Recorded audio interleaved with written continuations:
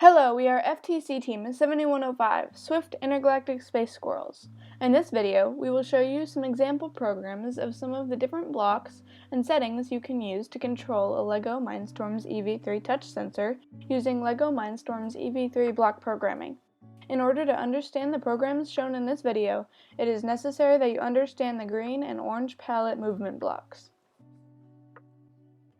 In this program, we will show you how to use the touch sensor compare state setting on the weight block.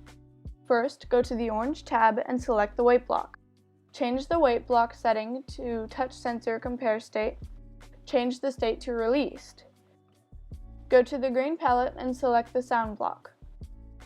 Change the sound to whatever you'd like. We use dog bark in this example. So what this does is the weight block will wait until the desired state is met. That is, the sensor is released. Then the program will proceed and play the sound block. If you wanted to, you could set the desired state to pressed, and the robot would bark whenever the sensor is pressed. However, in this program, we decided to use released. So once you download the program, you can see that the robot will bark whenever the sensor is released.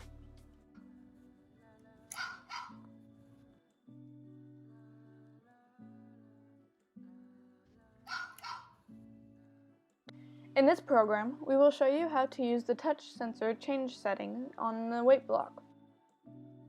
First, select a weight block and set it to touch sensor change state. Go to the green palette and select the sound block. Change the sound to whatever you like. We are going to use dog bark again. What this program does is the weight block will wait until the sensor changes state, either from pressed to released or from released to pressed. It doesn't matter. Then the rest of the program will proceed. Once you download the program, you can see that the robot will bark whenever the sensor is pressed or released.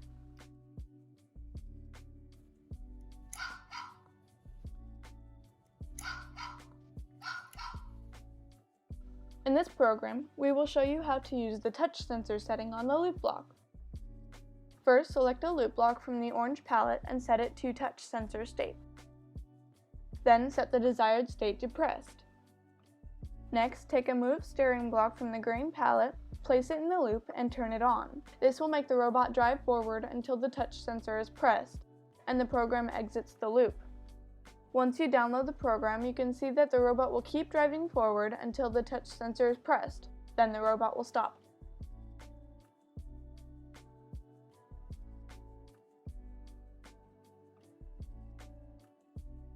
In this program, we will show you how to use the touch sensor compare setting on the switch block. First, select a loop block from the orange palette. Then place a switch block inside the loop block. Its default setting is touch sensor compare state. Go to the green palette and select a display block. Set the image to text pixels. Set the coordinates to whatever you'd like. Then do the exact same thing with another display block.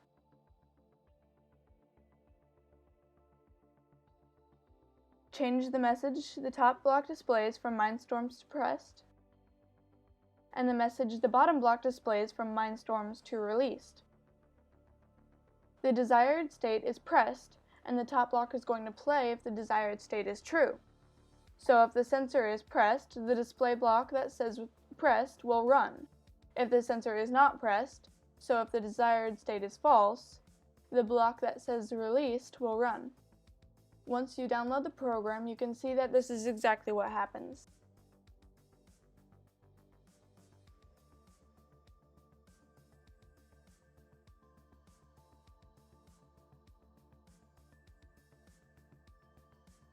In this program, we will show you how to use the measure state setting on the touch sensor block.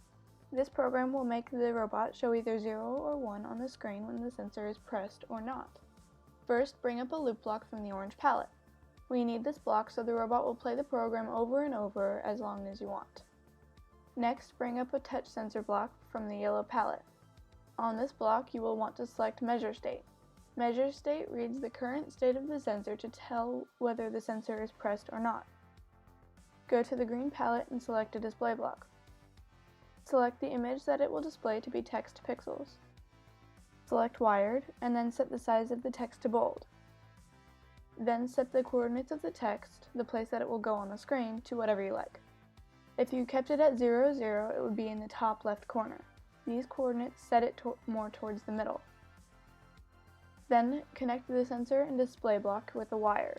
The wire will take the information from the touch sensor and put it into the display block so that the robot knows what to show you on the screen. Once you download the program, you can see that the screen will display 0 if the touch sensor isn't pressed, and 1 if it is. In this program, we will show you how to use the compare setting on the touch sensor block. Compare will compare the current state of the touch sensor to a desired state and tell whether it is in that state or not. So if I set it to pressed, the screen will show 1 when the sensor is not pressed and 0 when it is. So go to the green palette and select the display block. Set the image to text pixels. Select wired. The size and the coordinates are the same as the last program. And then take a wire from the touch sensor and put it in the display block. Once you download the program, you can see that the screen will display 1 when the touch sensor is not pressed and 0 when it is.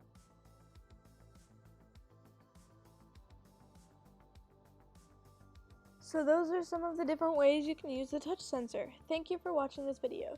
To learn about all the different ways to use the other EV3 sensors, be sure to check out our other videos.